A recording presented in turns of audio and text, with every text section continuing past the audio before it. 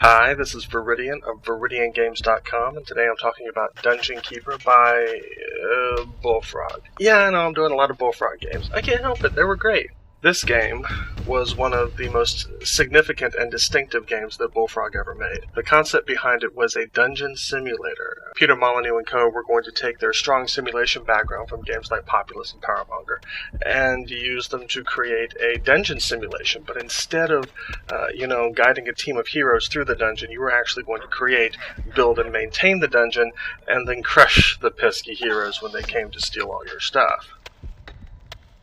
First, let's talk a little bit about how the game plays, and then we will discuss its development and its significance. Basically, you built your dungeon by having your little imps carve rooms for you out of the dirt, which you then tagged using the interface as different room types. You needed a lair for your creatures to sleep, you needed a hatchery to spontaneously generate food for them to eat, and you needed a treasure room to store your gold so that you could use it. You couldn't use gold just lying on the ground, it had to come into your treasury first. You also needed to find and take over a portal. The portal was how new creatures came into your dungeon. Now, one point that I need to make about this is that while the whole concept was you're the bad guy, the truth is, it's good badness. You don't actually do anything too evil in Dungeon Keeper, which is one of the reasons why it's such a fun game. How do you get your gold? You dig it out of the rock. How do you become more powerful? You have your creatures research spells. How do you get creatures? Do you enslave them with a mind control spell?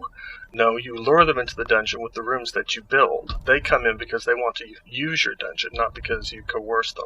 So, in the end, the only really bad thing you do is, kill the pesky heroes who come in. But frankly, they deserve it. Because, boy, they're jerks. Coming down here, stealing your gold, stealing your treasure. Just because you wear black and listen to Rush doesn't mean you deserve to die. No one understands you. No one. You're going to your room. Your creatures are autonomous in Dungeon Keeper. They are going to eat and sleep and get paid and do their thing no matter what you do. You can influence what they do by picking them up with your hand of evil and dropping them into various rooms. If you drop them into a training room, they'll train. If you drop them into a library, they'll research spells for you if they have that ability. Now, this may sound like it might be kind of frustrating, but in the end, if you took good care of your creatures, you never had too much trouble getting them to do what you wanted them to do. Creatures could also do things like build traps and doors for you to help deck out your dungeon. And if you had a torture room and a prison, then you could actually drop prisoners from the prison that you captured, heroes that you captured, into the torture chamber, and they would be tortured, and if you kept them alive long enough, they would actually convert to your side. One thing a lot of people don't know is that the final boss in Dungeon Keeper is the Avatar from the Ultima series of games. Richard Garriott gave Peter Molyneux permission to put the Avatar into Dungeon Keeper as the ultimate baddie, or goodie, and you can only win the game if you convert the Avatar to evil in the torture chamber, which is, frankly, awesome. Another interesting thing that Dungeon Keeper had was a spell called Possession that allowed you to take possession of any of your creatures and see the dungeon from their perspective. You could explore the dungeon and also fight using your creature's abilities. Another interesting thing was that while you were in this mode, your view might be colored differently or have different effects on it based on what kind of creature you possessed. For instance, if you possessed a fly, you would see the dungeon through multiple hexagons representing the fly's compound eye. An entrance has been claimed. This game went into production in 1995. One of the most interesting aspects of the game was that the initial version looked and played almost nothing like what you see here. And I just went into the options and lowered the wall height so that you can see what's going on better. One of the most interesting quirks about the development of this game was that Command & Conquer was released in 1995. And when it was, Peter and his crew took one look at the game and said, okay, we've got to redesign Dungeon Keeper. Because Dungeon Keeper, as they had it designed, was far too much like Command & Conquer. It was basically Command & Conquer Underground with fantasy units. Now, the thing is, EA thought that that would sell, and it probably would have. But that was not what Peter wanted. He wanted a very distinctive game. And so that required a year's worth of redesign. And in the end, One of the things that they did was make the creatures more autonomous. They pulled the game back to its simulation roots, and as a result came up with a more distinctive game.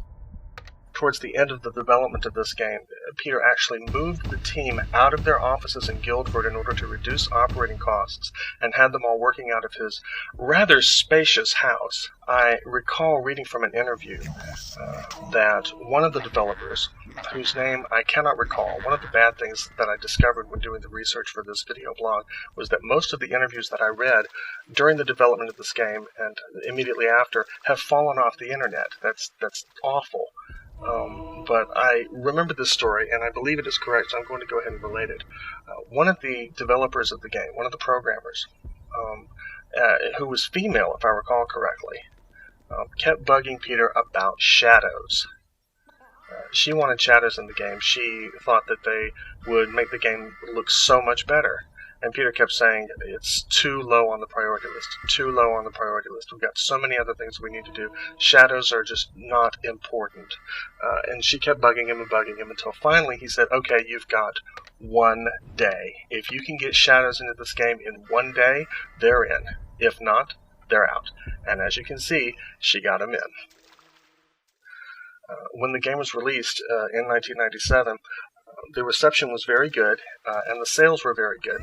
Good enough to merit a sequel, which Peter had no involvement with, because by that time, he'd left Bullfrog, the company that he founded. He basically said, I'm done after this one, because he just didn't like EA's creative control. That's a familiar sounding story.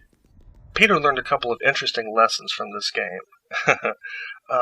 He claimed that this game has far too many buttons. Now you can look on that panel on the left and see that there are 5 tabs, each of which has a whole bunch of buttons on it.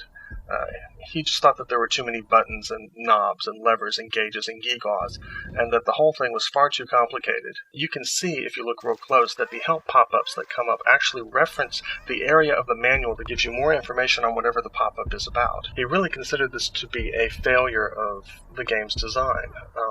He felt that this simply presented far too much information to the player, so much that the player couldn't properly process it all and play the game.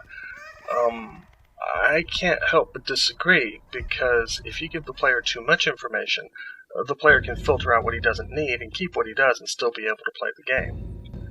If you give the player too little information... Hello? Where are my villagers? What are they doing? What do they need to be doing? What spells do I cast? How much mana do I have? Hello? Hello? There's really bugger all he can do. So I don't think that that was the valid lesson to learn. On the other hand, he claimed that one of the problems with the multiplayer aspect of this game, and yes, this game does have multiplayer, was that you could pick up your creatures no matter where they were in the world, and he is absolutely right about that. Being able to pick up your creatures anywhere means that if a battle isn't going your way, you can simply pick them all up and bring them back to your dungeon, where you can then heal them and let them train. Thus, the game becomes very defensive. Despite Peter's reservations, overall the game is considered to be excellent, and is considered to be one of the pinnacle games of Bullfrog's repertoire. This is Viridian of ViridianGames.com, signing off. Thank you for watching.